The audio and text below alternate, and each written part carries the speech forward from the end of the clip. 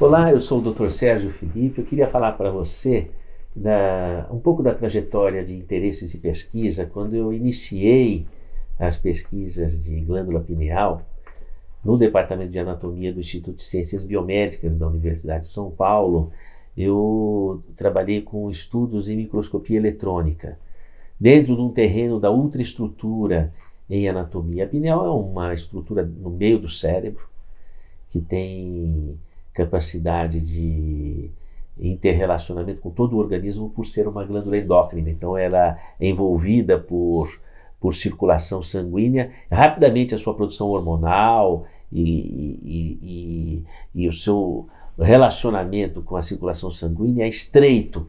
Rapidamente, por exemplo, a produção de melatonina já atinge todo o corpo e tem alta permeabilidade nas membranas celulares. Então a pineal tem uma interação profusa com o corpo e com o cérebro.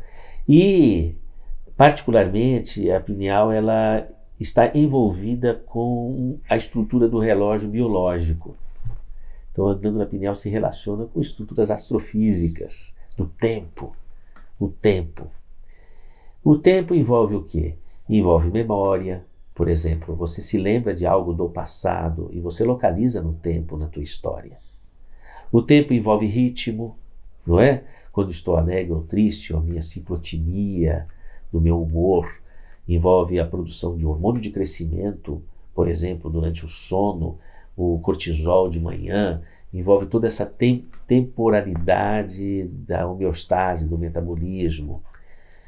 A estrutura homeostática nossa, que é o equilíbrio metabólico, depende da alimentação, depende da fome, da sede.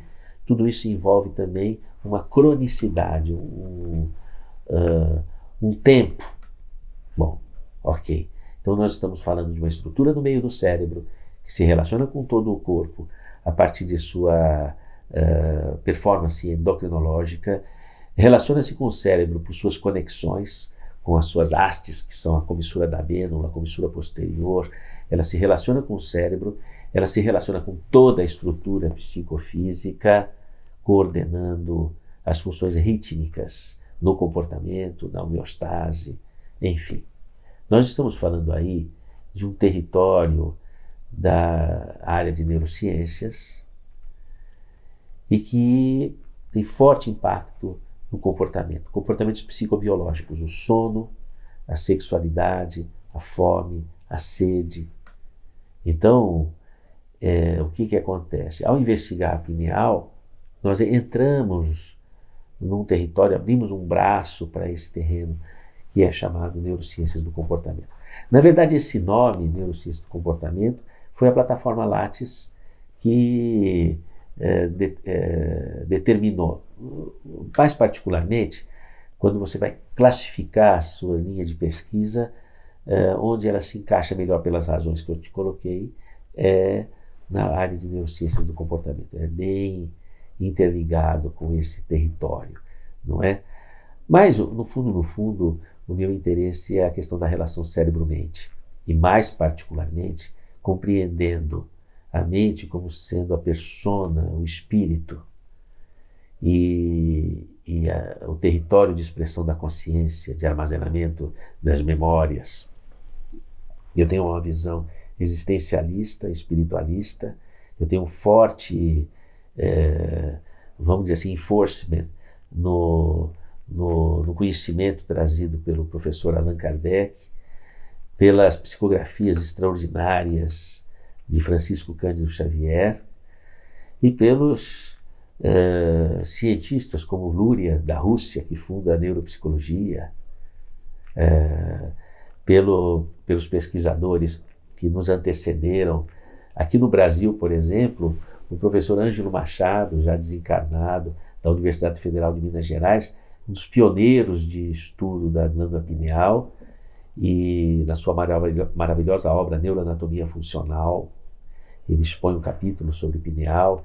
Também aqui na Universidade de São Paulo, o professor Tipola, que é um baluarte aí da pesquisa de glândula pineal na parte bioquímica, de interrelações neurofisiológicas.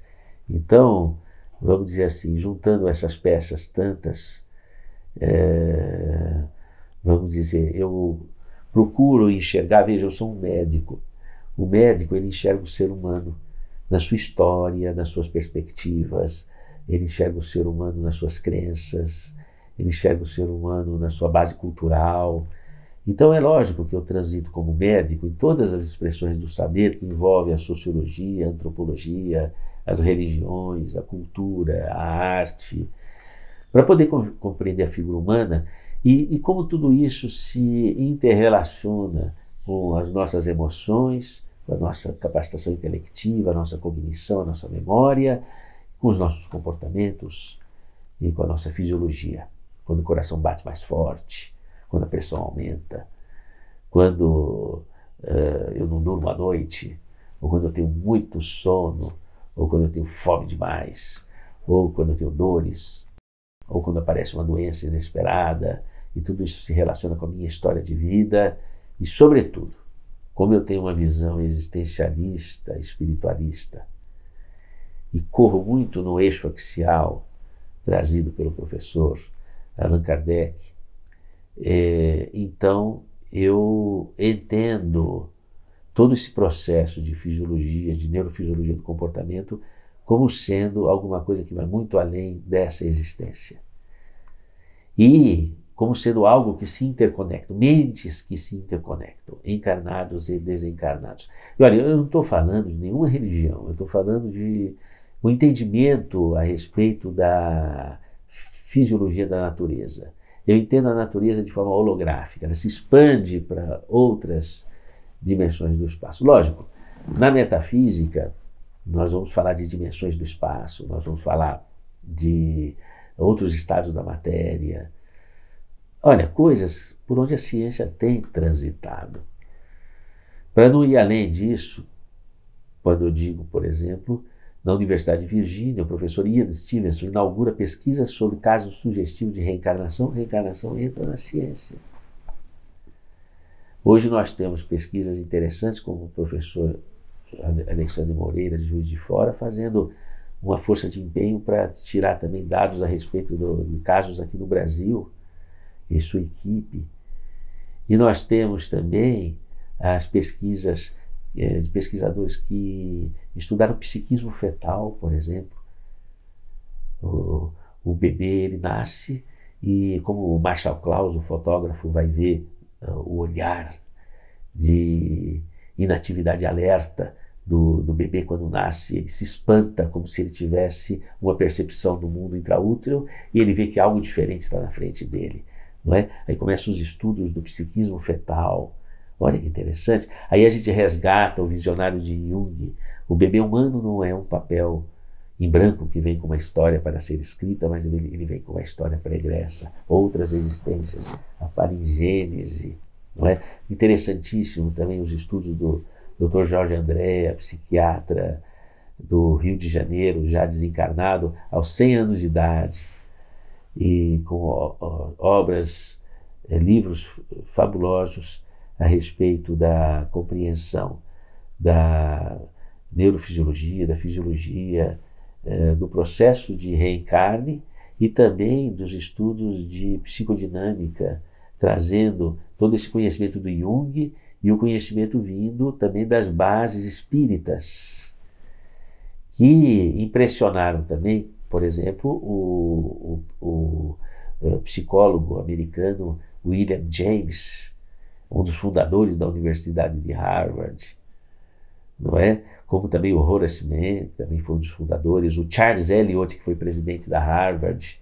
Eu estou, na verdade, traçando um território. Você veja, por exemplo, Walt Whitman e os poetas transcendentalistas de 1900 nos Estados Unidos, o filósofo Emerson, não é? Nós estamos falando todos que transitam em sintonia com as pesquisas do professor Allan Kardec, e eu não estou falando de nenhuma religião específica, eu estou falando de um conhecimento que é de bom proveito para todas as religiões, no desenvolvimento de toda a sua compreensão a respeito do sagrado e das relações entre o mundo corporal e o mundo espiritual, e estou falando também de conhecimentos úteis para que a ciência possa se expandir na compreensão da dimensão humana, da dimensão da natureza, não é? Então, na verdade, quando a gente fala de neurociências do comportamento, que é um nome vamos dizer assim, uma nômina da classificação das pesquisas atual, amanhã pode ser diferente, mas eu estou procurando entender de uma forma mais expansiva, expressiva. Veja, eu não sou um cientista de profissão, não é? Eu não sou contratado por nenhuma universidade, não vivo financeiramente da ciência. Isso tem os cientistas competentes para fazer isso. Eu sou um médico prático do meu dia a dia, no atendimento ao paciente, e a mim me interessa enxergar novos horizontes da ação médica, sobretudo nesse território que envolve a integração dos saberes, envolve a medicina baseada em evidência, envolve espiritualidade na área de saúde, não é? Então, isso me interessa, a promoção de saúde, isso daí é o meu cotidiano, não é? Mas é lógico, a gente guarda no bolso aqui também um pouco de conhecimento da ciência que embasa as condutas clínicas, não é? Mas não é só isso, existe a empatia com o paciente, existe a intuição médica. Medicina baseada em evidência, que é essa tendência, ela envolve o saber médico vivencial, isso que eu estou falando, não é? Entrelaçando com a pesquisa científica formal e entrelaçando com a percepção do paciente, aquilo que ele acredita e tudo mais. Então, quando eu entrei nesse território da pesquisa, junto ao Departamento de Anatomia do ICB-USP, que me arremessou ali na pesquisa da pineal e na área de neurociências do comportamento, eu tenho todo esse pensamento preocupado em fechar conhecimentos para que eu possa enxergar o paciente numa amplitude maior, com mais dimensões. Também acaba gerando toda essa compreensão, mais recursos terapêuticos que se associam, não é? Porque a gente sofre e o remedinho ajuda, mas ele não é tudo.